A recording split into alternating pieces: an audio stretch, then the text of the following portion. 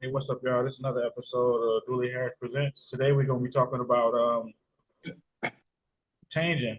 Basically changing, righting your wrongs. You know what I'm saying? Doing things a different way, learning from your mistakes.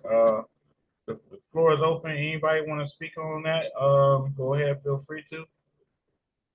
Yeah, brother. Let me chime in today. It's funny you would say that because I just got I got people that send me um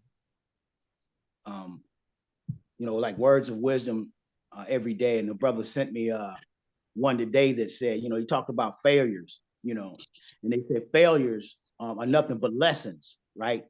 When applied properly to your life, right? And there's nothing necessarily wrong with like necessarily failing, right? As long as you don't fail the same thing twice or make that same mistake twice, you know. And when you talk about right or wrong, man, is really relative. Yeah. It's really relative, and it has a lot to do with the situation. For example, let me show you what I mean. In an Islamic country, it might be all right to marry somebody 13, 14 years old, but it's not all right to do that in America, right? We might say that's wrong. We might say that's a pedophile, right? Absolutely.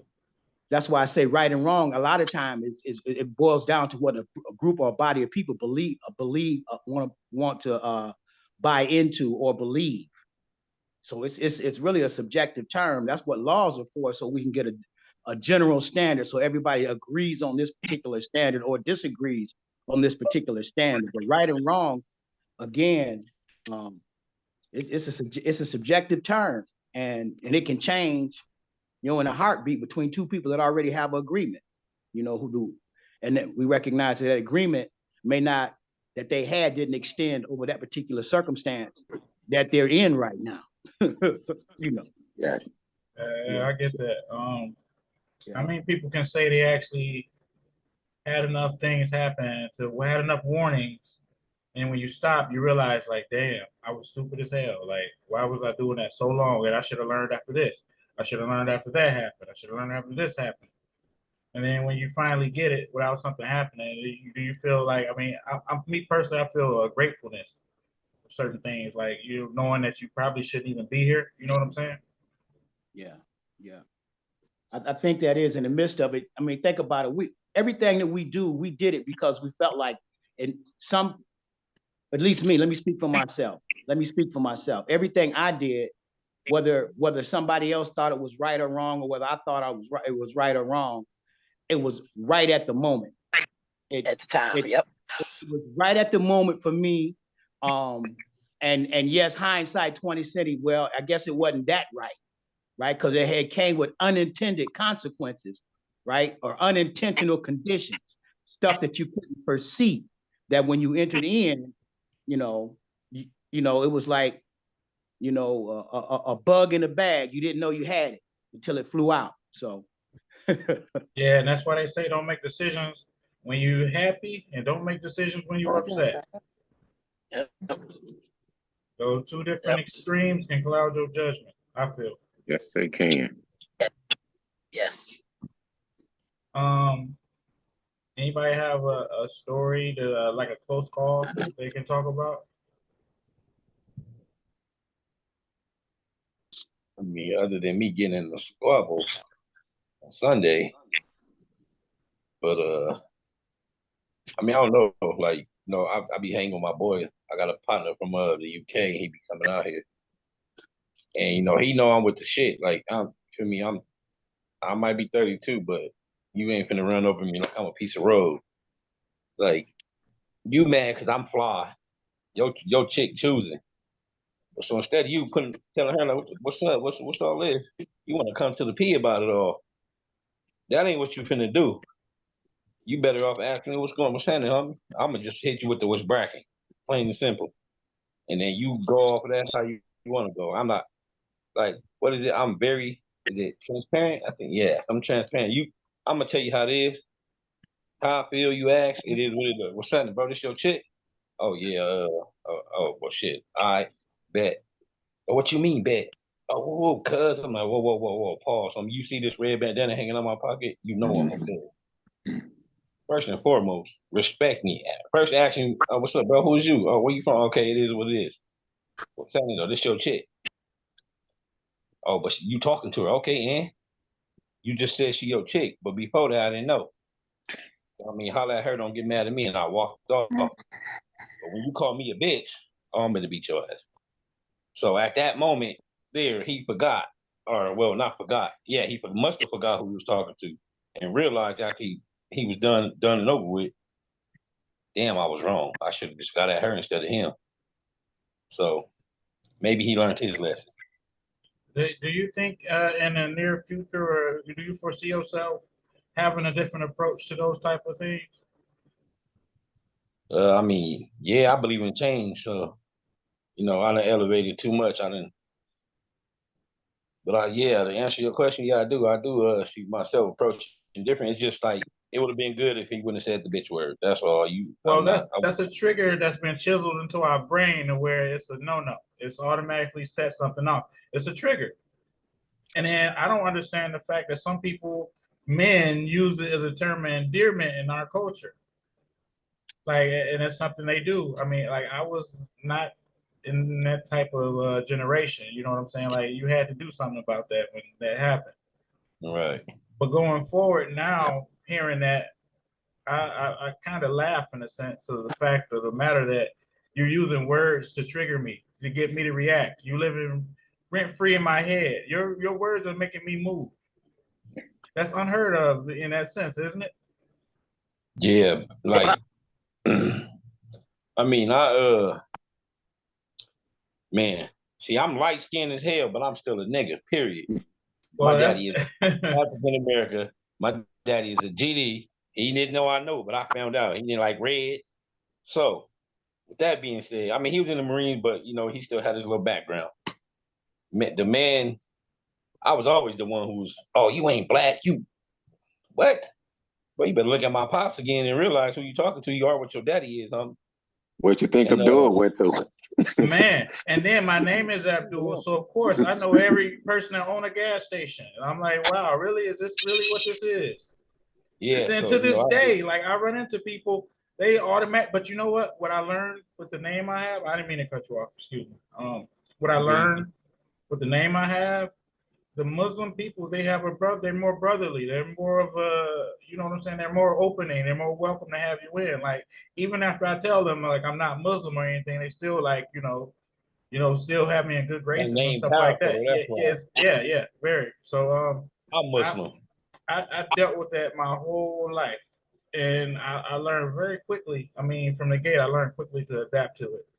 I mean, I was young at one point in time when did stupid shit, but the shit was absolutely stupid. I mean, I've seen enough growing up in the Ben Harbor to have me change the way I am.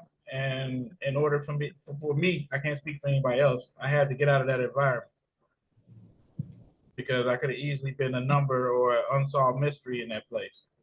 And we Right. all know about those. So I'm actually taking. I mean, I think it's a good thing when people think of me or other me of than my background. I feel like that's an accomplishment. Then when I tell them where I'm from and they're surprised, I think that's an accomplishment. You know something? I look at it on that same token, like a lot of my accomplishments. When I came out of prison, got into real estate, this trucking and everything. I'll get around people and they assume I went to college and stuff because of my demeanor, how I talk, and how I do things. And I'm proud to tell them, hell, fucking no, I've been to prison. Like Well, anyone. Candy, I can tell you that you were always well spoken. So even when you was out there being the man, you didn't look or sound like what you was doing ever. But what I hate is, see, you gotta look at it like this, Julie, too. What I mean by that, along my journeys, I was one of the first young cats to start getting money and seeing real money. So my demeanor was different. So when I figured out, whoa, this money from watching JR and all them and this, that, and other, I can move. I'm in here, I'm in the ring with judges and this, that, and other. And then so now, okay, you give me the reign to come in and sell y'all dope, but when I go out here and act a fool, you want to try to front me off. No, we're gonna keep it fair. You know what I can do.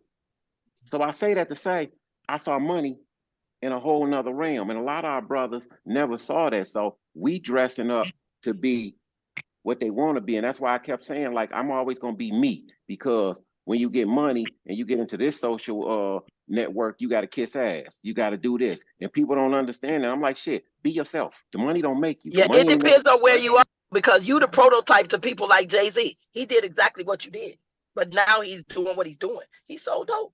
I'm living here in New York. Jay-Z was big dope though. Big. Now he's who he is. And he talks all about it in his story he got out now, because they didn't deemed him the richest rapper at $2.5 billion he's worth. But he's so dope. That's how he got in the game.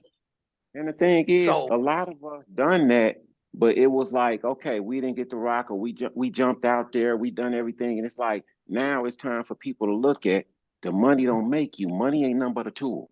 It ain't nothing but a tool to use to get to the next level. But everybody keep hoarding this or feeling because they got on this type of t-shirt, they this or that, or they wearing this chain. That don't make you nothing, because that motherfucker ain't bulletproof.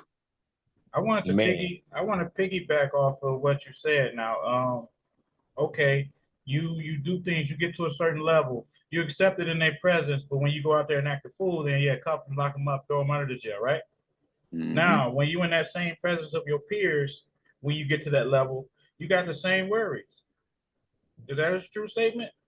Yeah, because now you got the envy and stuff behind you, or you sold out this. No, I'm working hard for us to get here. You work with me, you can get it. It's enough to go around. And But then, everybody wants you to go in and pull all the weight and then ride off the coattail of the crumbs. When as a team, we more constructive. Everybody can get it. They don't, because everybody keep acting like money is just once you get this is done. They print that shit every day. Every day. Every goddamn day. So if you can get more than me, you run the motherfucking point. absolutely. And then people, when I was younger, I used to think, oh, I have $1 million, I'm set. I had no idea taxes, the cost of things, like bills still gonna be there, you know, and things like okay, people around you. It's so many things, and you have to keep whatever you're doing, you have to keep it going. That's what you're saying. Because see, it ain't nothing but a revolving wheel. America ain't nothing but an engine. Because look at the engine that they putting into play now. I hit you about that, Abdul, the other night. I'm sitting there watching the news. They say kids starting jobs early. Yulee, Alvin, all y'all in our age, we was like, shit, we couldn't wait to get to 16 to get us a motherfucking job to get our own money. And they talking about, I started at 13. My mother had to sign a work permit. A nigga had a summer job at 13. Yeah, I was I've been working 13. One of my 54 years I've been working. Hear me out. Hear me out. Look at what they starting to do now. Now, by you putting them to work earlier, they getting that Social Security and all that money earlier to sell a motherfucker a dream that at 65 you gonna get here. It's just a whole nother program and other younger. Exactly. Because look, they turn around and ban abortion. Now we got all these motherfuckers. We got to put them to work early because they starting to eat more and their feet getting bigger. So let's do something. Absolutely, and they're growing, so they're gonna need bigger shoe sizes. You buying adult sizes for kids now. Exactly. What gets me is how they just seem to be on this whole anthem of devaluing African American Black people, and everybody comes in higher than us. All these, don't forgive me, Spanish folks that came, they're more valuable than us because they're bilingual. Everybody comes in on top of the Black people. That's how I know we are the strongest race, because everybody try to step on our head to get up there. They throw us back to the bottom of the pile every chance they get. You get the Spanish women here, they could have get the benefits for 10 kids. The young sisters, your max is 2. So if you have more than 2 kids, you're on your own. What? But the Spanish lady just got here a year ago. She got 8 kids, and y'all give her a big check. So it's like a setup to fail. Like they say, the systematic racism stuff is serious. It's real serious. And I see it in my job too. So I'm doing my best to try to help the sisters and the brothers. Exactly what you said, Yulee. Now, they put it in a they breaking it up into race, because at the end of the day, me, P, one of my Mexican homeboys and one of my white boys get pulled over at gunpoint, and they say, you niggas get out the car, and I'm the only one get out. See if the other 3 don't get lumped up. I'm getting out with you. Yeah.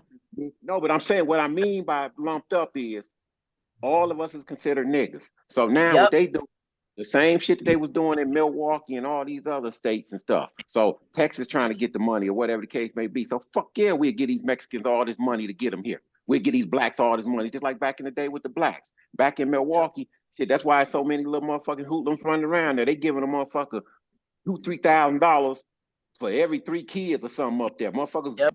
having baby meals and getting more than a motherfucker working till the money Yep. ran out. So it ain't about the race. It's about who can funnel that money into their system. And then now we going to pull it out and act like we like blacks, white, Mexicans, and indifferent till they gone. Then we're going to lock them all up. Yeah. Treat So them indifferent. Y'all, look, guys. It's hard to respect the people that's find it hard to respect themselves. We're the only people that don't respect themselves on the planet. The African American Negro is the only person that doesn't do for himself. Everybody else around the world produces something. We don't produce anything. And so when you don't produce anything, regardless of how you might want somebody to perceive you, y'all know how it is. We're a sight and sound type of people, right? People need to see something, they need to hear something out of you in order to kind of impress them. Babe, bro, you was talking about this the other day, about, how you live in conservative, but how you might need to be flashy to get somebody's attention, to get what it is that you need, out of them, or whatever the case may be. But that's the same thing. You're talking about a people. I told y'all last week, we balance this country's budget. So everybody stands to gain by us losing. And then you got to remember, if you say you African American, then that means you linking yourself to Africa, which is the richest continent in the world. It produces 30% of the world's natural resources. So in essence, your bloodline is extremely wealthy. It's the most wealthiest bloodline that anybody could ever run across. But when you've been that's funny, even Africans discriminate against us. Well, yeah, I work with Nigerians. They don't like us. Right, that's what I said. The African American, think about it. The African American black is the only black that does not do for itself, and nobody respects somebody that doesn't respect themselves. Nobody. And we're so busy trying. I mean, it's so deep. We're so busy trying to, honestly, find whiteness in everything to fit in, trying to fit in. Yep. We're trying to move to a place. Young sisters now, they can wear their natural hair. If I didn't get a perm back in the day, I wasn't getting no decent job. So I admire the young folks now. They changing the game slowly but surely. And I watch them at work. You had the girls come to work, big afro puffs, serious. I'm like, wow, I couldn't have ever got this job back in the day when I started this job with my hair like that. So it's a whole, like you said, they wanted us to conform, look like them. There's a flip side to there's a flip side to that too as well. If y'all notice, I'm pretty sure y'all haven't noticed. You look at any African American female in any commercial, her hair, she has a curly fro. Yeah. Think about that. So that's what they expect. That's mentally putting that in your head right now. That's how the ideal African American should look. But it's always another race of women that make us valid. Case in point, Kim Kardashian. When she had a sex tape and had ass, not ass in. We didn't have ass forever. Now all of a sudden it's in because Kim Kardashian had ass. So it's like ass always been. I mean, look at the white women when they used to wear them back in the old day when they wore them tight ass skirts and that bump on the back to make it look big. Ass always been in. African always been in. The problem is we can't capitalize on us. We're the only people that don't. True. We allow other people to exploit us. We will not exploit ourselves for our own good, and that's why nobody respects us. We don't come with political power. We have great voice. Look at the great orators and authors, and the African American woman, the most educated person on the planet right now. She's the most educated person on the planet. If not for the African American woman, we would definitely be a species that's gonna die. But you got to think about this. Folks, remember, they was the nannies. We were the nannies and raised the white kids, all this stuff. Yeah, breastfeeding them and everything. We was good enough for that, wasn't we? Yeah. Yeah, that's it. But you gotta look at it for really what it is, man. It's you've had neighbors, right? You've had neighbors that you dealt with. You've had schoolmates that you dealt with, and people that just did not have any respect for themselves. You did one or two things. You fucked them up, or you said fuck them and left them alone. And it's the same thing with us, you know. And then we look at the socialization process in America. We've been taught to hate ourselves. We've been taught that black is not valuable. If you black, you're not valuable, you're worthless, you know.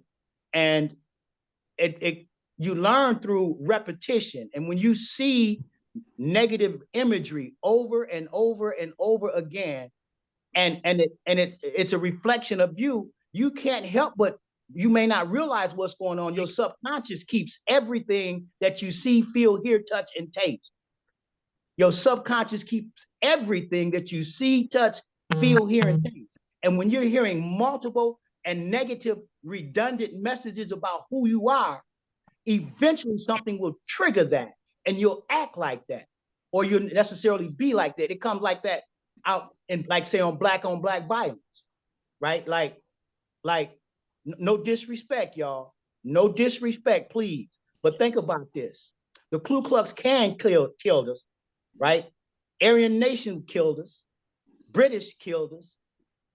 And now, if I'm a Blood and you're a Crip, you might kill me because I'm black. You know, Police Bloods and Crips, we ain't killing white people, we killing brothers, unless we robbing white people, you know.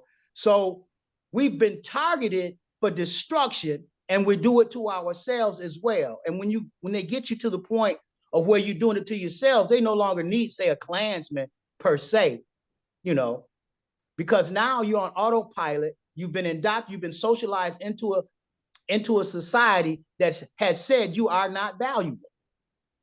That says you are not valuable.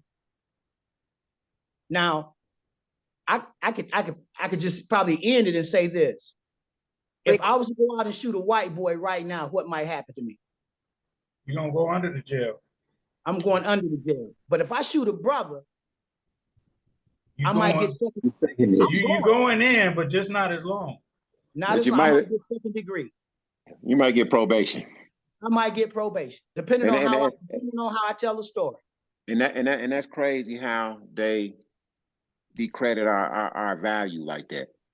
And you know, this whole program is to show brothers, sisters, and everything, because everybody on this program, I didn't hit in a way to show them, look, hold your chin up. These motherfuckers got to take a punch too. You ain't gonna just shoot them at me and ain't getting none shot back at you. And that's what I show people through this system, because it's like, man, all y'all have been in a tight situation where the system got y'all against the wall and y'all doing everything by their so-called rules, and ain't no motherfucker showing you the dope. Because it's like these y'all youngins, y'all got so much potential, but then when they took any type of, like, bro, me, Abdul and stuff, people that can help y'all and guide y'all in the right direction, they got us so convoluted with all this bullshit of what we should be doing and ain't be doing, that we ain't teaching our own. And I'm glad, and I thank y'all for coming in on this. You know, everybody showing they wisdom and insight on this, because a lot of these young people on the panel was here because of me, and I didn't see them and had to grab them, like, and I sit back and I told my mama that today, that I see where it came from. My mama was put out at an early age, had me at an early age. Her friends picked her up and kept her off that dope, you know, kept her from shooting dope and all that type of stuff, which I saw that, so I learned that. So when I see young people going through that struggle, I can see it on your face, because I was you. If you've been in that fight, you know it. So it's like, damn, come here, sis. Come here, bro, I got you. Do this, don't do that.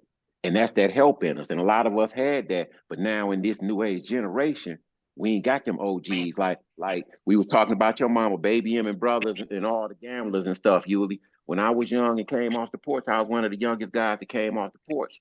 So all them old heads saw me out there playing in a man's game, and it's still like, some of them macked me, but I had to pay for that lesson. But a lot of them guided me like, whoa, Candy, go here. Don't do that. Don't fuck with such and such. They kept me on point to where I learned how to move through the jungle, and rather being a predator, be an asset in the jungle. And it's like, that's what this world is. And I be sitting back looking at little things like that. Or the world ain't nothing but a sandbox. You learn how to deal with others. And if you look at that going through life as you grow, you keep learning how to deal with others, because you stepped on my sandcastle, I just can't go bash your head in. It don't work no more. That's life. And it's like, if we keep it simple, it's easy. I tell my baby Tillis there all the time. Hey, I tell her I'm so proud of that young lady right there because she fights that fight. And no matter what. And I tell her I can't wait till you get on your feet. So when I come in and they say, who you for? I'm gonna say, I'm here with that bitch. That's the head bitch in charge right there. and see, as we use those words and stuff, and we come back on that and say, bitch, or Yuli, you know, I might get 3 bitches a year out of Yuli before I get beat up. She tell me that all the time. But I use that word, women that I was dealing with, I gotta put not my headphones on. to break them down and fuck them up mentally. I used to say, you my bitch. And they like, what? You my beautiful, intelligent, thankful, charming human being. Because once we do that, because we keep, you know, people keep using words and ways, I'm trying to get a motherfucker to look at. They can say what they want to say, as long as they don't put your hands on you. When they put their hands on you, you got the key to tear off in their ass. So be that bitch. I call you that all the time. Don't let it get to you. Learn how to use it as an armor. You can call me what you want, but just don't put your hands on me. That's the law. There it is. Absolutely. I want to touch off on another thing too. Okay. Reason why I respect this panel because it's people actually not only does it sound good, it's people actually doing good, helping people and stuff like that. If you take time out of your day to educate someone, each one teach one, that's part of your job, your responsibility. You know what I'm saying? So yes, me personally, I pride myself in hiring my own, empowering my own, which I don't see as wrong with it. I don't see anything wrong with it, especially when you see someone fit the qualifications and things like that. I give it a go. I started the LLC. Well, we started the LLC. Three black people. We buying property, leasing it, and things like that. Just on the other hand, to actually show people that it can be done. You know, as a group, as a whole race, we can work together. It's possible that we can succeed and everything like that. And then as far as this podcast goes, Abdullah, I don't know if you know he froze up or not. I think I don't know what's going on. He got 27. Yeah, he froze. He froze. Yeah, he did. y'all got me now? Yeah, we got you. We got you. Yeah, there you go. I'm here. Oh, okay. Yeah. Where did I leave off at? Yeah, you and 3 people set up the LLC. Okay, yeah. Buying and leasing properties and stuff like that. Just wanted to show that it could be done, and then we can work together, and then we can be successful. I mean, I can sleep good at night knowing I do my part to help. You know what I'm saying? Like I'm not gonna get on the soapbox and preach without actually doing anything. And before then, what I was saying was actually, everybody in this group is actually helping people. You know what I'm saying? Even if it's this episode, somebody taking something from it, which I take something from each and every episode, especially when I have a panel like this. I take something and run with it every episode. That's golden. I don't care if one person doesn't actually look or view, which I have to tell y'all, not to ramble, but the last episode before then is doing some serious numbers. It's not even done going. That's something I could never imagine. It's like literally like I had everybody in one room and I get messages like, how'd y'all do that? How you get them there? How'd you do this? Who do you know? And this and that. I'm thinking like, yeah, I got my secret weapon. They up here, they in the panel. Man. But you know what though? He told me though, like if that's what you want to do, I'm all for it. It's positive. It's groundbreaking, and it helps everybody. When he said he was going to help me, I did not fathom this. Not one bit, not 1 inch of what is possible until he actually saw my vision to actually help out. And Candy, we've been in close contact with these last few days and everything. You want to give them some insight on how you said that you will help and everything will work out? You know something, man? Anybody who know me know I'm a little cocky motherfucker. I feel I can rule the world. I ain't never growing over 27 years old. I don't give a fuck. That's me. And anybody on my team, we gonna win. I don't give a fuck. We got to deal off the bottom of the deck. We gonna win. My team. So I say that to say, when I'm sitting there listening to Cuz, he done called me on this quite a few times. And I'm listening to it. Now, I respect everybody's opinion and everything, but whole shit, I just don't deal with whole shit. And some niggas is whole shit. So, I'm listening to his panel, and it's not getting me at first because I don't really watch TV, and I don't like that faggot motherfucker. Excuse me, I ain't gonna even pronounce that man like that. I don't know. But that Charlemagne dude and all them. So he kept referring to himself as envy. And it didn't hit me at first. This little panel he was playing with, it was a joke. And I got offended. You will see in the episode before that. And I sit back and I said, I see where Cub's going. I said, I'm gonna help you with this. And that's where it hit me at. Then it started making me think about my journey and along my way, because anybody on this panel, they all here because I asked them to come, because we didn't help each other along the way. And I start saying, whoa, every time I'm talking to somebody, I'm trying to give you some facts. I'm trying to give you something that, hey, don't fuck up like how I did, or don't do that. Keep it 100. And everybody is taking that and running with it. So I said, shit, let's just start a panel where each one can teach one, because we got so much knowledge. And my concept is, if trucking is a $600 million a year industry, how the fuck I'm gonna get all the money? So why don't I teach everybody else the do's and don'ts, and so they don't bust their head like how I did? Because now you got more success at it than me, rather than you going in there and get burnt out and it don't work for you. And that's what I've been doing all these journeys along my life. Shit, what I'm gonna do? Like I used to tell cats in the joint when we place cards or playing dominoes or something, somebody try to hold something. What the fuck you gonna do? Take it to R&D with you? Like, motherfucker, everybody look at these credit scores and all this. You gonna sit here and harbor 800 credit score for what? Put that shit into some business. Take that money and turn that shit and make something out of it. Cause my motto is on it like this: I'm gonna die old in a motherfucker. You better hope you ain't first in line. So what the fuck I'm gonna try to save something for? And that's what I'm trying to touch with this and get our brothers and sisters to see. It's like, whoa, quit going in this way they thinking you. You got they make you sit and run your credit up for all these years to get something, and you make one late payment on a bill that ain't even associated with that, and they tax you on the back end. All that little key shit, underlying shit that ain't nobody looking at, that they telling us this right, but it's wrong. Let me do it. Let me tell you, you owe me $5,000 for this car. And then you get the car, this, that, and other. Then I come put muscle on your ass and tell you owe me 10, and you go to the police. Oh, I'm going to jail. I'm going to jail for extortion and all this type of stuff. But then you get a credit card. And in the fine print, because they in Utah, fuck, somewhere that you don't even know of, there's 7 people in that motherfucker. They done made a decision to point where if you, okay, we're going to give you 0% interest, but if you late on anything, this motherfucker gonna go to 99% interest, and it's law. The numbers is all extorted and stuff, but that's how it be. You go from a 0% interest to 27.9% interest. So they done put a whole $5,000 worth of interest on your ass and threatening you, if you don't pay it, we gonna give you bad credit. Think of how they fucking us mentally. Yeah, the Constitution wasn't meant for us, but it applies to us. No, what you got to realize is this here. Anybody who has done time, you got to look at religion and the law the same way, because anybody come in, right is right. But when they go to playing with them words, am I not lying, bro?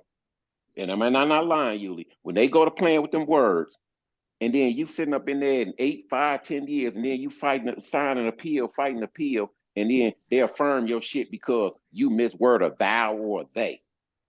And you got them all right and wrong, and they come back and reaffirm that shit. You like, what? And you only got one more try. But look, see, everybody, I'm the only dumb motherfucker looking at this. But everybody else like, oh, they keep the monkey shit in front of you, like COVID. Motherfuckers running around here, can't even stay in their own place. They telling you what you can and can't do. That was the test right there. Everybody think they free. And see, I moved the way I moved because I figured out early in the game, you ain't got shit because you can be a millionaire. When they tired of you being up top, they coming to take that shit. Bring it in the feds, the DEA, whatever the fuck may be. They find ways to do it too. That part. So you get out here and run around like you free. But how was you free when you buy a whole motherfucking car? And if you don't put what they say on it, they can impound your car? Where's free at? Where's free? But they can sit there.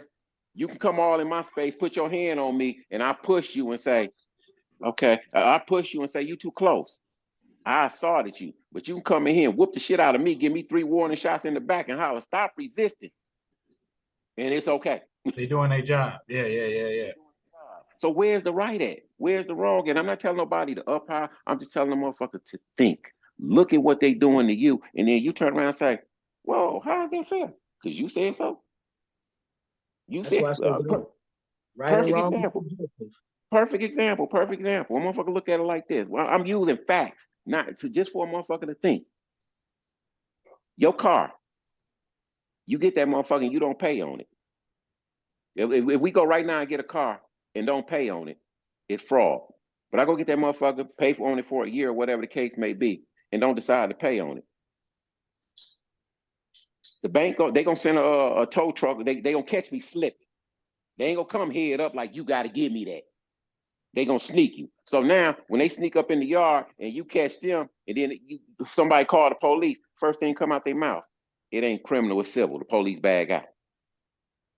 But what made it criminal when I didn't pay you at first and just GD'd your shit, bulldog it? Think y'all. And see everybody is getting these YouTube channels and stuff, and everything I'm talking about, they telling you subscribe, pay me to this. Why you can't get the next brother the game? Why you can't tell them? Open your eyes, brother. Look at this, man. There's enough money for all of us. No, you want to get all the money and stuff and try to dangle the carrot over the next brother. I'm tired of that shit. I'm tired of it. So Abdul, to sum it all up, that's what a lot of this go through, because now instead of me trying to like Alvin said in the last meeting, yeah, when a brother would come home, nigga give you a page and 9 ounces or whatever the hell may be so you can get on, because that's all we knew. So now why don't you come home and I tell you, bro, do this, don't do that. Do that with your credit. Build your business credit. Think about that. Think about this, like I did Al, like I did other people. No, because if I'm gonna give you all this bullshit to tear you down, why don't I give you something to make you think? Everybody on this panel can say that motherfucker with, hey, I see you doing something stupid. First thing gonna come out of my mouth is you stupid. Am I not right on this motherfucker? Because I don't want to see no nigga fucking this. I don't want to see no nigga fucking himself off on no bullshit when you can think. Sit down and think, like you say, everybody, chess and this, that, and other. I'm telling you from, like how I said about the material shit. Perfect example. I hit a compound. I'm hit a compound. Don't no motherfucker want to hear shit a motherfucker got to say. You just average Joe Blow. Let me sit down on that chess table and start fucking the heads up. Everybody think you somebody else. It's a fucking board game. I know how to sit down and think. That don't make me no motherfucking grand wizard. Hey, I ain't figured out the motherfucking winning lottery numbers. I ain't got bags of money. So what the fuck that chessboard gonna do for me? Please tell me. Please tell me. Hey, every time we talk and you say something, I get a different perspective. And that's something I'm gonna roll with. Like I said, if I could leave away from here with something, that's all I want. And Man, I then, wish I could remember that African name, bro, because I'm telling you like this. When that motherfucker fucked me up on that checkerboard, I was ready to fight that motherfucker, bro. And they talking about chess ain't checkers. That motherfucker putting some shit on me that, man, I still talk about it with pride. Like that motherfucker fucked me up on the checkerboard. So I say that to say, you can't keep putting this shit, because what works for, like everybody talk about diet. Everybody wants you to do something that they doing. Your body chemistry ain't like mine. So if I'm doing a Atkins diet or whatever, it ain't gonna work for your body because your chemistry ain't working like that. Everybody want to just follow somebody rather than know they self. And this whole panel keeps talking about our people. Our people ain't gonna get better if our people don't understand them first. If you don't understand you ain't gonna understand shit. Yeah, it's written. I was in a meeting today, and the sister said, it was around the opioid crisis, and the sister was a recovering addict. She's been clean 18 years, right? And then she mentioned the term. She mentioned the term generational curses. She said I've seen generational curses in the family for like 5 generations. And I said, sister, I get it. I said, you know what the curse is? She said, what? I said, the curse is the identity crisis. If you know who you are, right? If you have knowledge of yourself, right, you wouldn't do anything to destroy yourself or anybody that looks like you. I say that's what the curse is, biblically, because the children of Israel didn't know who they were, and much like the native, like the African American in the country, he doesn't know who he is. And if he did, he wouldn't do what he did. Because if you think about the power we have, think about what we did. There would be no such thing. There would be no such thing as bluegrass. There'll be no such thing as blues. There'll be no such thing as rock. There'll be no such thing as soul. There'll be no such thing as R&B. There'll be no such thing as rap. There'll be no such thing as hip hop. and there'll be no such thing as gangster rap if not for us. Now, I've just named trends or how we shape the culture just from our voice and from our intellect, or either our play or our entertainment. But none of that, we've created all of that, but we've not gotten paid for it. But see, we're responsible for breakdancing. We're responsible for ballet. Ballet was created in Africa. We're responsible for math and science and chemistry, psychology, sociology. We're responsible for it. We did it. See, but now, as I relate to that, and we keep saying we, and that's the function that I want to take out of this, because it's like we as a people, not we as Black people. It's like, because my whole journey has been Black, white, and indifferent. White boy Eric, that's my motherfucking bestie, and that motherfucker, you telling me he's Black, you have to kill him. Go ahead. So it's like I got a lot of people like it's gonna be somebody on the panel, Rick, white guy, trucking. That man, you know, he was monumental in me and Al meeting. Because along the time me and Al met, that man came to me and gave me an opportunity of a lifetime because he saw my work ethic. He didn't see color. And it's like, that's what I'm getting into this, is whereas I want all people to think, because guess what? A lot of motherfuckers gave me the game and I didn't know they was giving it to me. And it's like, shit, I'm looking at life as life. It ain't about the monetary situation. It's about helping y'all, because long as I help y'all and we grow, money gonna come. If you chasing your dream, money gonna come. That's why I keep telling people they got it messed up. They got you so busy into chasing something that's for them. What I like Yuli said it best in the same thing. I reinvented myself this time here, as in this here. Everybody holds on to something so hard that they don't know. Life is a start over. I would tell them, man, look, get it with your muscle. Come get this shit. I'll go get it again. I'll go get it again. And that's life. Everybody get into something and just hold on to it rather than gambling on you. Because material shit, unless it's one-on-one, your great-great-great-grandmother gave you or something like that, anything else can be replaced. That's what they make fucking insurance for. If you're going to pay it, use it. Don't get sit there and keep paying on something that you ain't going to use it, and you ain't never to gamble on you, because until you gamble on you, you don't know shit. And that's what that prison teach you. That's what behind the bars teach you. All you got is you. All you got is you. This is what the streets teach you. All you got is you. Because at the end of the day, in a breakup, whatever the case may be, when that train come to a halt, all you got is you out here in the free world. Now just imagine if we putting this back together inside the joint, or coming from the joint after they took everything. When you out here with all these tools, slow down, because what Jay-Z doing, the next 900 niggas may not do it. But you may find that next PZ or P. Diddy or whatever the case may be in his field. You got to be happy in your space, your gratitude with you, your love with you, your understanding of you. And COVID-19 didn't teach nobody that. It taught everybody to be lustful and wanting somebody else, rather than you sitting in the house, making your house a workout gym and getting you together. You want to say, because look at what we all say. When I get this, I'm going to do that. When I get here, why you can't work up to that? Why you can't be at home doing 10 abs a day, so when you get in the gym, you don't look like no goddamn fool on the machine? Hey, I gotta run somewhere real quick. If y'all still on, I should be back in like 10, 15 minutes. If y'all still on, Check back with us. We'll be here. You know, this whole thing is like I say, to each one teach one, bro. And you know, I used to come in them class. Hey, this how I used to come in them classes and talk to them brothers in the domestic violence class.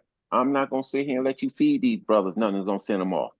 Hey, I used to tell them just like this. Tell the instructor I said that. This ain't about you sitting here telling this man, feeding him something that's gonna send him off. I know he a gangbanger. I can hear in his story how he ready to take off on a motherfucker. You about to send him off. I ain't letting him go. That I ain't gonna do. And that's what I say in this each one teach one, because all the young people and the people that come in this panel, I've always been there to jump in and say, whoa, bro, don't do that. And people ain't doing that. They always saying what they should do. No, get in that fight with one of them young brothers. When you see him out there like Yuli do, when you see him wrong, come here, man. Come here. Answer for that one. Please. I have to come back real quick for you. You see, you were saying something. I don't know what you were saying. No, but... you good. You good. Right. You can go ahead and take care of your business. But that's what I do more of, because as elders, Alvin and everything, you can see it. We can see it in the youngest. We can see them about to go sideways. And I'll be less than to say, come here, man. Because, hey, if I had that bag, I'll hurry up and go get him. I see a goofy. Come here. I need you to do this. So why I can't do it another way? So it's like, this is where this program is about, where we all bring each other in and have them pertinent questions. And, you know, because, man, I sit back since I've been out here and really and dealing with these youngins and seeing how they want to hurt themselves, how their mentality is, how they don't got no grunt, how they don't got no drive. And I'm like, man, this generation. And I can't just keep, oh, y'all should be. No, come here, let me show you, little bro. Let me get in the trenches with you. Let me show you. You know, going to get these guys, taking them for haircuts and stuff, because now, if they don't see nobody, you know, I'm talking to them blue in the face. When they see a motherfucker get up, I stay 30 minutes away. I came to get you, little nigga. So I let you know I care about you. And they like, damn, That makes OG, the difference. I feel it. That's the difference. Yeah. And you know, it's like, I'd never be able to right my wrongs on the shit that I done. But at the same token, if we said this, I didn't know what I was doing at the time. I just saw money. And that's so symbolic, because you know my family. And me interacting with somebody like you, I'm just thrill seeking. Because my mother then would have choked the shit out of me, if anything, if I would have got in trouble. But like you say, I was right at the time. But now I'm atoning. I'm a probation officer. I know I'll never get rich doing this, but I saw the system do enough people wrong till I want to make a difference and let them know that somebody in the system gives a damn about them. You're not the mistake that you made.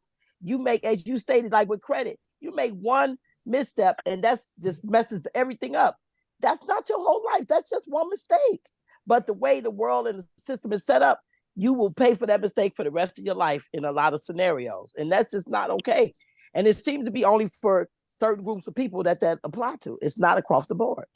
No, see, what it does is, like Alvin say, it's to try to make you put your head down when you do things. Because I figured they dumbasses out, and I love it. I'm gonna say it on thing, because if you got a federal conviction, it don't show up on no database because they ain't spending the money. And everything I used to fill out, they say you got a felony. Nope. Fuck y'all. Nope. I had to educate my girl on that because her son got out. He got a trucking business. Yeah, I educated that. The Fed don't show up. No. Yeah, see, the Fed joint was always reserved for white people. For white they don't show up. Yeah, it was always, see, that's what we didn't know. State, you go to state, you know, they send minorities to state, but they send, you know, Fed was always for high caliber crime, right? And, you know, I hate to say it, but most of our shit be kind of low level. You got a few cats coming up, you know, that, you know what I mean? But they don't want you, they don't want you to go to Fed, right? They don't, like, they wouldn't let me go to Fed, and I'm coming out of California. And they didn't want the Fed to touch my case. In fact, the Fed wouldn't, because I was in trouble. And it would have been federal court, they would have thrown it out.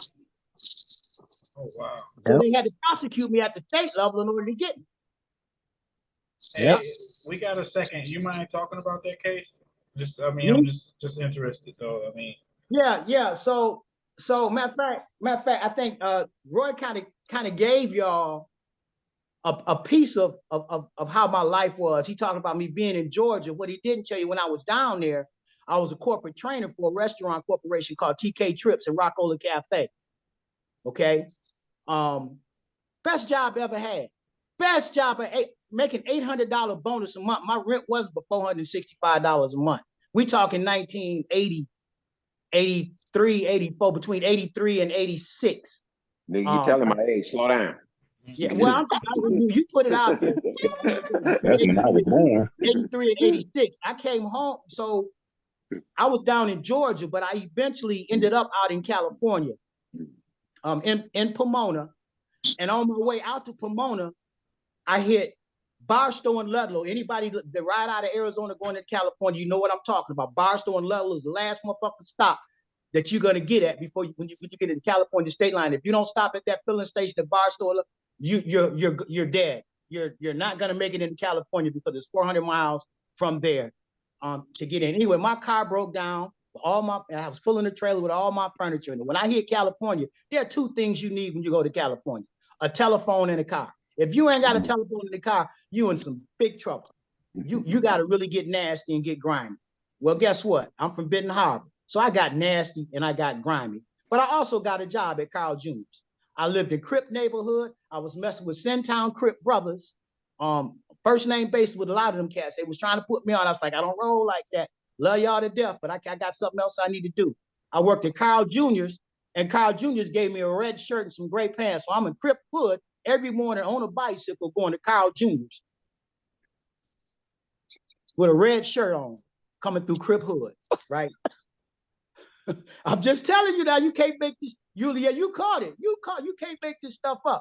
I lived on a place called Del Rosa, and it was like, y'all know how Plumber Court is, right? How you run into Plumber Court, you go down, or Heck Court, and you run into the ravine. That's how Del Rosa was. You had to turn around in that. It was one way in and one way out. And I'm living in this apartment. My girlfriend and her daughter had moved out and stayed with their mother. We was in this 2-bedroom apartment. I'm the only one getting up every morning going to work, right? And I'm noticing this circle, they doing some hustling going on. I was like, man, I riding this bike to work. Long story short, I got in the game. The girl started acting crazy. I went and bought a $100 double up and a Ford Pinto with the dope from the double up, and I didn't look back. I went and got a hotel room. I'm telling y'all, I went and got a hotel room up the street.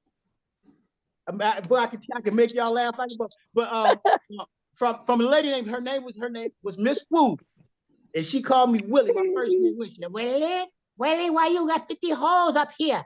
You got these hoes out here selling dope. I was like, no, I ain't got. I said, who was here first? She said, what you mean, Willie? I said, the hoes live here, don't you? She's like, yeah.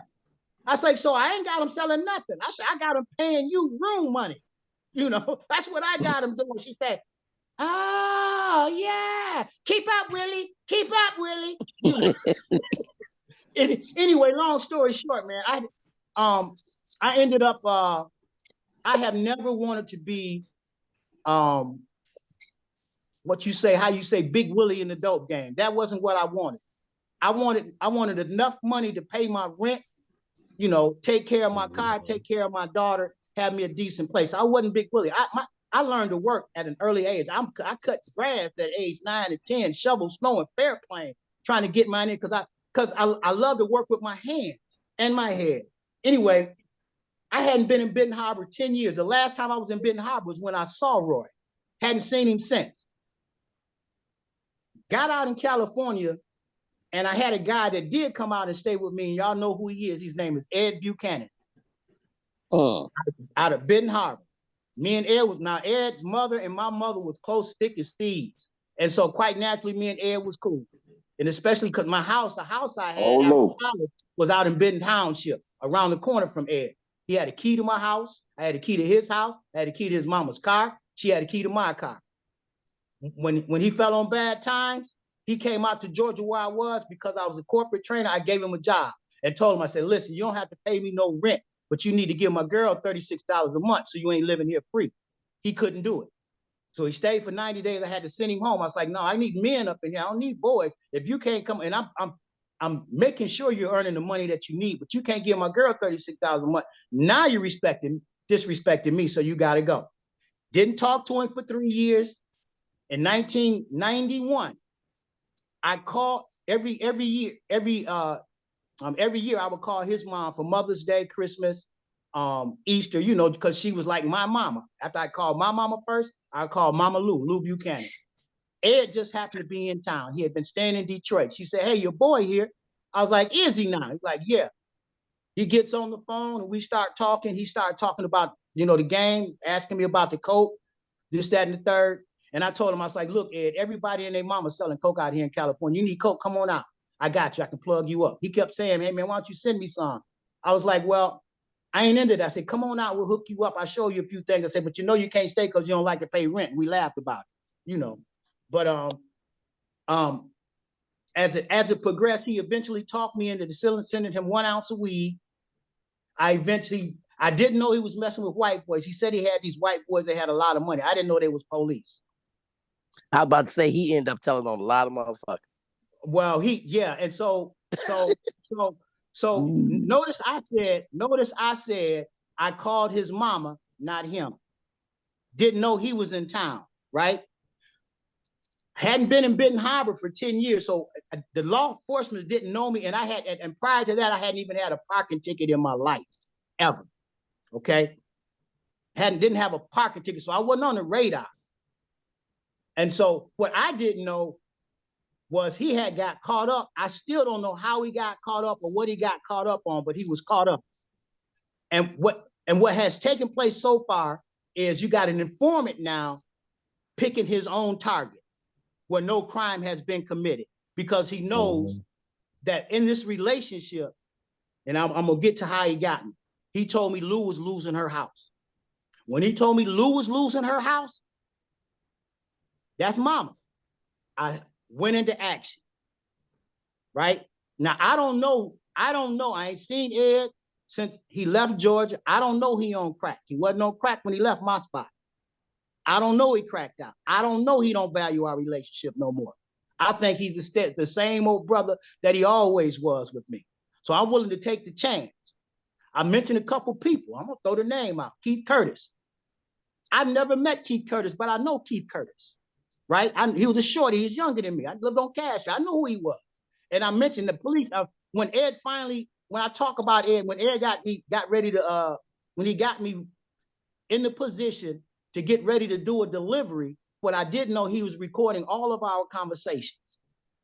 Every last one. And he would call me one day and say, tell these people, man, that you can do this, you can do that. I said, well, Ed, I know you always been beating white people out the money, so I got you. Your mama ain't finna lose her house. I said, I do this for you, you know.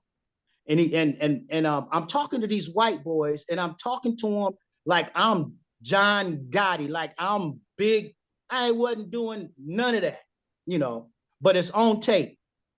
One big mistake I made was, this was during the time when Judge Peterson got caught driving drunk. I don't know if y'all remember who Judge Peterson is, right? He lived over there in Fairplain.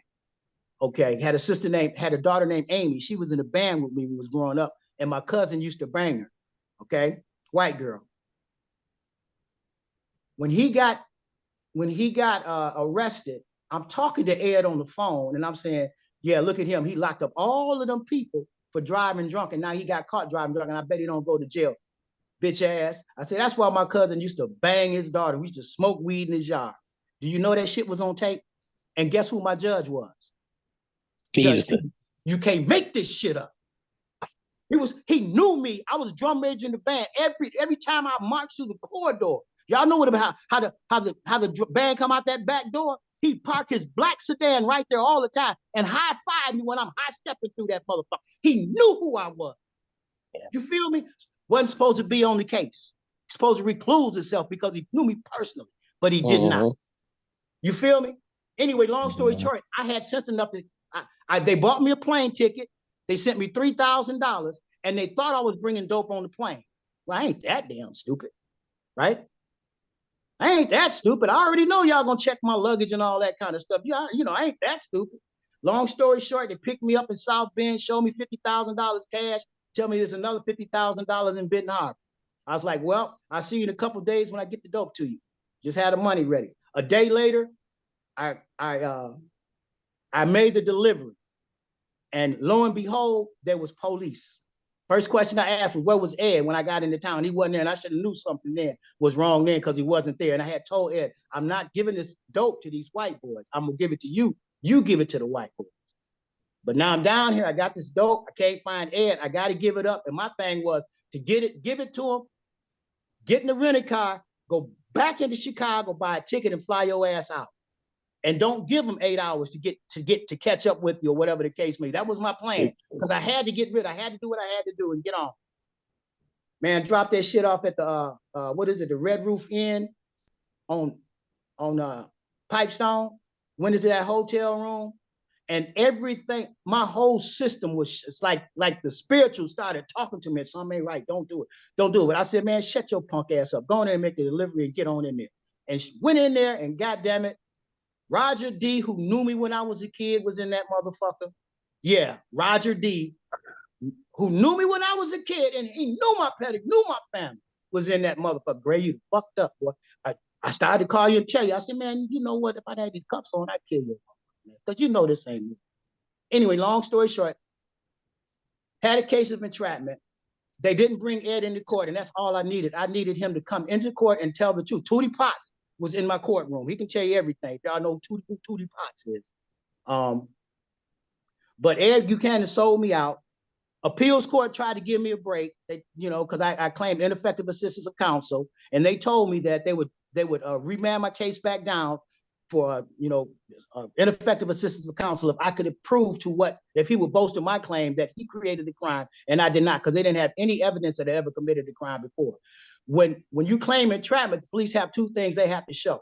One thing is that in fact you were known to be a drug dealer, right? They have 8 prongs in the entrapment test. They have a subjective test and they have an objective test. The subjective test looks at what the police did to make you do what you did. The objective test says, okay, what does your past look like? Are you known to do this or not? And then there are other prongs that help. There's 7 other prongs that they use to help determine whether or not it was subjective or objective. One is misuse of a friendship or a family. The other one is whether or not you've known to commit that crime. The other one is whether or not they did something to make the crime particularly attractive. You see what I'm saying? You only need one to get you off. They sat up and said me and Ed were not friends. And he didn't say nothing different. That's Ed just was. Well, they didn't. He told the police knew we were friends. They knew we were close. Roger D knew we was close. He raised us. Roger D knew I called Mama Lou. He knew it. But they don't bring Ed in the courtroom. Right. They don't bring him in the courtroom.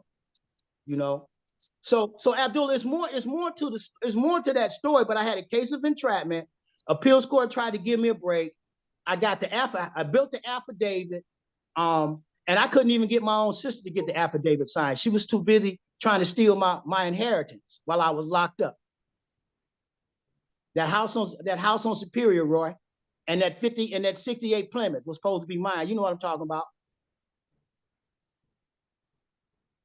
So I had to turn, lemons into lemonade. So when I was in the joint, I was Melanic, something popped off. Are y'all still here? I'm still here. I'm still captivated. You got my attention, 100%. Yeah, you got everybody on mute, man. Shit, everybody listening. Yeah, we listening. I was like, I'm only screaming here and I didn't get no response. Like, I didn't know. Anyway, I got in the joint, man. I said, I got to take, turn lemons into lemonade, man. And I had an opportunity, man, where riot popped off. They said I caused a riot. It happened level 4. I was in level 2, but because I was a Melanic and I was spiritual advisor, I don't know if anyone of y'all old enough to remember Melanics, if y'all been in Michigan Penitentiary or not, but they had to destroy the Melanics because we had our own legal team. Jeffrey Feiger was our attorney, Oh, we had he gets it in. Feiger gets it in. Feiger gets it in. Yeah, he was our attorney. Like anything happened, we really had our own legal team on the inside. And when you got to Jackson, 9 times out of 10, you had either a Moorish American or Melanic working on your law or bringing you law books. I can guarantee it. So in any event, I was a Melanic. I was spiritual advisor. I had a 230 number. And for Melanics, they couldn't understand why I was a spiritual advisor. Older heads would come in because I had a 230 number. I was a fish. They tried to figure out how I got to be spiritual advisor. When they met me, they knew why. They understood right off the bat. No, he the guy. And I'm not trying to boast, but I had to show them, let them know that I know what you know. I know your history and everything that you try to talk about. I kind of know this stuff already. And they grilled me, they test me, and they eventually put me on the executive board because of what I knew. Long story short, when the riots jumped off, the warden said I caused it. And then one of my based on, because when we used to do our religious services together, level 2 and level 4. And I'm the spiritual advisor or the preacher, you want to call it, right? And and I'm preaching like Malcolm. Okay, that and what I come to find out, my Paladin commander, who was head of my security, told me, he said, S.A., you told them that when their back is against the wall and there are no other odds, there are no other opportunities to make things better, then you must take things in your own hands to make things better. He said them brothers he said you didn't know what they was going through, but you gave them the green light to take level 4 over. That's what he told me I did. I said, well, that's not what I meant. He said, that's what them brothers heard, man. So for a whole week, I'm up in the warden's office They trying to get me for soliciting a riot. Up there every day, wake me up 8 o'clock in the morning, get a police escort to go in the warden's office. Eventually, I'm not talking. I take a newspaper up there. I'm not talking because I know what's going on in the yard. They said, why is X running up there all the time? He must be snitching or whatever the case may be. He's trying to make me look bad, trying to make conditions bad for me. Eventually, he goes, well, I see you're not going to talk, so I'm going to ask you a question. He says, I want you to join my violence task force. And I look at him, violence task force. He says, yeah, I've been trying to get this violence task force off the ground, and I can't do it. I said, well, you didn't get my permission. That's why you can't do it. He said, what? I was like, That's yeah. my big brother. We run shit. That's what I'm talking about. Yeah, I said, you that didn't get my cockiness, I permission. love it. Hold, you know, and then no, this is serious shit now. Watch this. This is serious shit. And I'm not boasting. This shit, you can't make this up. Long story short, I looked at this dude. I was like, look, man, I would help you if you increase the educational opportunities and the work opportunities on this compound, man. And open up the law library longer so brothers can try to get out of here. I said, ain't gonna take no money out your pocket. You still gonna get paid. I said, and you stand to win by creating an environment where individuals will learn, man. I said, this is really what this is about. I said, at a time when prison isn't doing rehabilitation, I was like, it's got to count for something, man. You know. And he said, Mr. Gray, Mr. Gray, then tell me what it is you want. And I sat down, I wrote him a 3-page thing of what I want. The next thing you know, I'm building a curriculum, and we call it PGSA, Personal Growth and Systems Adjustment. You could come to my class for 12 weeks and get $25 a week for coming to that class. But what ended up happening is we reduced assaults on the compound. And it's based on this, guys. And when I'm talking to y'all, it was based on this old adage. And we said it earlier today. That curriculum was based on African concepts, based on what's written in the pyramid. Man, know thyself, and you shall know your God. Then eat, drink, and be merry. Written on the pyramid. Man, know thyself, and you shall know your God. Then eat, drink, and be merry. Okay? And I based it on African concepts where brothers got a chance to know themselves, and brothers started coming to me in tears. It's like, if I'd have got this information when I was 14, I wouldn't be here now. And a light bulb went off in my head. And I said, if I can get out of here and take this shit to the streets, I can make a living just doing that right there. Lo and behold, I hadn't seen my little brother since that time. I seen him in Benton Harbor, but he shows up in Grand Rapids. I ran into his son, pulled his son in the program for a little while. Didn't know I had a nephew. But ran into him, pulled him in for a little while, worked with him, you know, and lo and behold, here come my little brother. And he saw the work I was doing. But I invited him into the group. He jumped into the group and flowed like water. It was like it was his own. It was like it was his own. And I was so proud. I went in the bathroom and cried. He don't know. I ain't never shared that, but I went in the bathroom and cried when he did that. I said, because my little brother got what I gave him and he never forgot it. He built upon it. He made it better. And he's talking to individuals. He was in his element in a way, man, that was just it was beautiful. And all I kept saying, all I wanted to know was, how could I keep him here so we could do this thing together? But he was moving so fast. He was moving too fast. Anyway, that's kind of it, guys. And so I came back out with a plan. I started my LLC. I still have my LLC. It has advanced from doing youth development now into organizational development. But it took the penitentiary to make me recognize I even had that particular skill. You know, I knew I could run restaurants and food service and retail, but I had no idea I had a mind to write and create in a way that I did, that could impact and actually change lives and do it in a way that Europeans could not.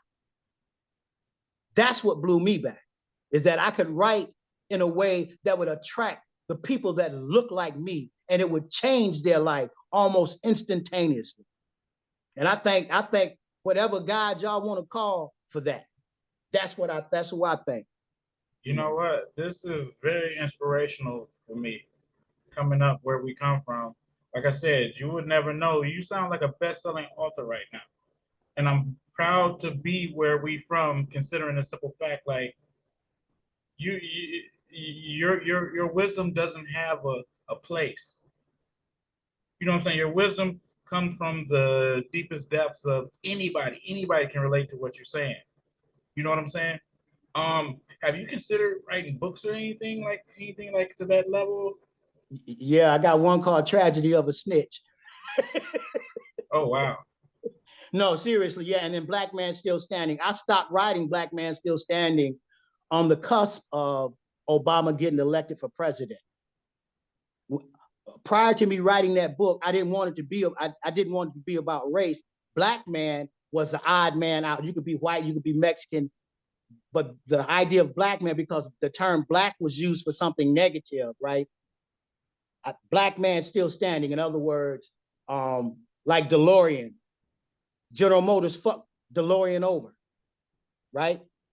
And then they sick the feds on DeLorean, right? But DeLorean still went and created, he still had his car company, and it's still a great car. He created the Corvette.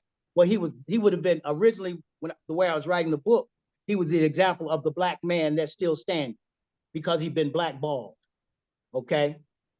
Yep. But I stopped writing it when Obama hit the presidency. I did not believe it was going to happen, right? But when it did happen, and I watched his 2 terms, and I watched how they know, even though he held the highest offices in the land, they still treated him like a nigger, or the nigger they would treat him like anyway, right? I have now said, nope, it is going to be about race. Although I'll keep that same concept of DeLorean in there, just to be fair. But now it's going to be back about race because they did that brother wrong.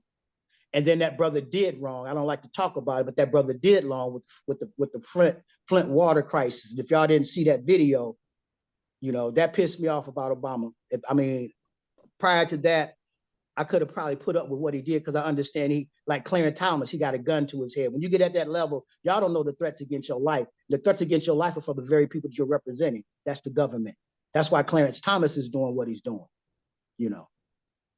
That's everybody says Clarence Thomas is a seller, but prior to him being a judge, Clarence Thomas was one of the advocates for Black and African American people's success, man, until he became judge. And when he became judge, I still believe they have a gun to his head, because when you're at that level, and you got, excuse me for cutting you off, Alvin. It's obvious because when they start trying to defame his character in the news like they doing now, him taking them trips and stuff, that's the gun to the head, because now either we gonna take your motherfucking prestige and all this money that you built, or shut your ass up, nigga, and eat that soup. That's what it is. Shut you. Well, he saw what happened to Ron Brown. I don't know if y'all remember Ron Brown. He was the first Black man that was ambassador of commerce. He knew where the money was, right? And he died mysteriously on a plane. And when they do the autopsy, they see he had a bullet in his head before the plane crashed. So, yeah. Yeah, that's crazy. Look. This can go on, but I gotta upload this, and Roy, you make sure everybody get it. If y'all not subscribed, subscribe, please. Okay. It's Julie Harris. Just type in Julie Harris on YouTube. This episode is mesmerizing. Like, I'm in a whole trance mind state right now. It's gonna take me a minute to come down. I'm gonna do that while it's uploading. I can't explain the wisdom you just gave me. I know he did. He really did. I can't put that into words. This platform here, it gives us all a voice because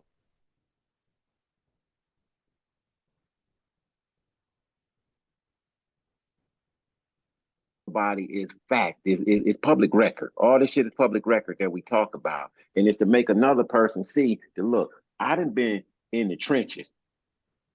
They took my motherfucking life. They didn't have me upside down. I came out from under this. You can do it, baby boy. Yeah. Like you said, it's about using your head thinking. This is the best tool we have. And that's what you said earlier. This is a serious weapon, and they know how smart we are. Is why they try to keep us distracted. And we all caught up with all kind of mess that don't matter. because they know, like Dooley's the name of it, Together We Stand. Forget Divide and Conquer. I love the name of this podcast too, young brother. Very good. I love it. So strong. The whole name is just strong. You see my fight for helping him. I'm not gonna let you go on somebody else's platform or follow that bullshit that they on. A black man, you want, instead of you telling them, bro, tighten that shit up, man. You want a donkey of the damn and treat them like they dummies and then defame their character. No, yeah, that ain't cool. When you see a black man, look, tighten up, bro. That's my ass shit between me and you. Fuck yeah, they ain't gotta know that. But I'm gonna tell you, like on the G, that's fucked up shit. Yeah. And that's one thing I do appreciate too. Like as a real family member, like I mean, I'll take criticism and being chastised in public and private doesn't matter because if it's in the right purpose, that's what it is in the moment. You know what I'm saying? That's called definitely. And then I do want to say People's Podcast always is number one. Behind me, you go on youtube.com, Dooley Harris. I got new merchandise coming out. I want to ship everybody some bro. some gear. You gotta get, look, we all gonna be regulars. You gotta get us that little thing to put behind us and stuff, because what you got going on, the people on this panel do not bear. Look, we true been hard with blood. We gonna help a motherfucker. So we see you trying to chase, we gonna chase with you, because it's too much opportunity for everybody. Everybody sees the notes of what I sent, what, and that was just 1 week of us just playing around. Yeah. And Candy, I started to text you and tell you I was at work. I'm in the field. I had my vest on, y'all. I was stomping through Newark today doing home visits. And I didn't get off work till 7:30. But when I got in the car, I saw I said, he did not forget to send me the link. And that's why I was driving home the whole way, still on the podcast. I'm here. Y'all got me. I'm here. All Dooley, right, I'm here for you. I am here. I appreciate that. And also, Ray, can you send them I sent you the logo and everything they can use for their background and stuff too. All you have to do we gonna figure it out. You gotta teach some of us old people how to do this shit, man. I swear. I definitely will. Hey, I almost broke out the green screen. That's a whole nother ball game right there. Okay. But yeah, I definitely make sure y'all get the logo and everything. Y'all more than welcome. It's yours as well as mine. We're the same. I mean, we all own it. We the people. So this was a great episode. I'm gonna let this one go. I'm gonna have my second dinner. I'm a fat ass and love y'all. God bless y'all. We love you too. We got you. I love everybody on the next week. I love y'all. Yeah. All right. Be blessed, y'all. Yep. Take care now. Put that big wheel up, Julie.